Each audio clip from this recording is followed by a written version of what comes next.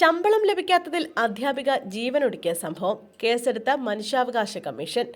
6 വർഷമായി ശമ്പളം ലഭിക്കാത്തതിൽ മനംനൊന്ത് LP school അധ്യാപിക ജീവനൊടുക്കിയ സംഭവത്തിൽ സ്വമേധയാ കേസെടുത്ത് മനുഷ്യാവകാശ കമ്മീഷണർ. പൊതുവിദ്യാഭ്യാസ ഡയറക്ടറിൽ നിന്നും കമ്മീഷൻ റിപ്പോർട്ട് തേടിയിട്ടുണ്ട്. 2 ആഴ്ചയ്ക്കകം റിപ്പോർട്ട് നൽകാനാണ് മനുഷ്യാവകാശ കമ്മീഷൻ നിർദ്ദേശം നൽകിയത്. Kodanchery saint Joseph LP school അധ്യാപികയായ അലീന ബെന്നിയെയാണ് ഇന്നലെ വീട്ടിലെ മുറിയിൽ തൂങ്ങി മരിച്ച നിലയിൽ കണ്ടെത്തിയത്.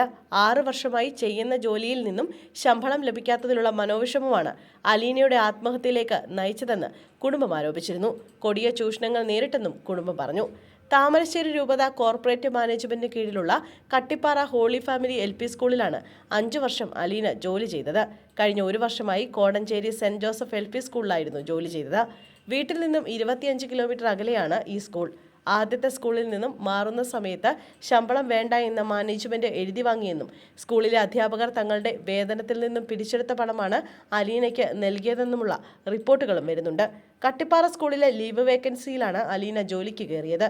ഇവിടെ നിയമനത്തിന് സാധ്യതയില്ലാതിരുന്നിട്ടും മാനേജ്മെന്റ് സ്ഥിര നിയമനത്തിന് സാധ്യതയുണ്ടെന്ന വാഗ്ദാനം നൽകിയാണ് ഇവർക്ക് ജോലി നൽകിയതെന്നും ആരോപണമുണ്ട്. ഇവിടെ നിന്നും കോടഞ്ചേരിയിലേക്ക് മാറ്റിയപ്പോഴും സ്ഥിര നിയമനം ലഭിക്കുമെന്ന് വാഗ്ദാനം നൽകിയിരുന്നു.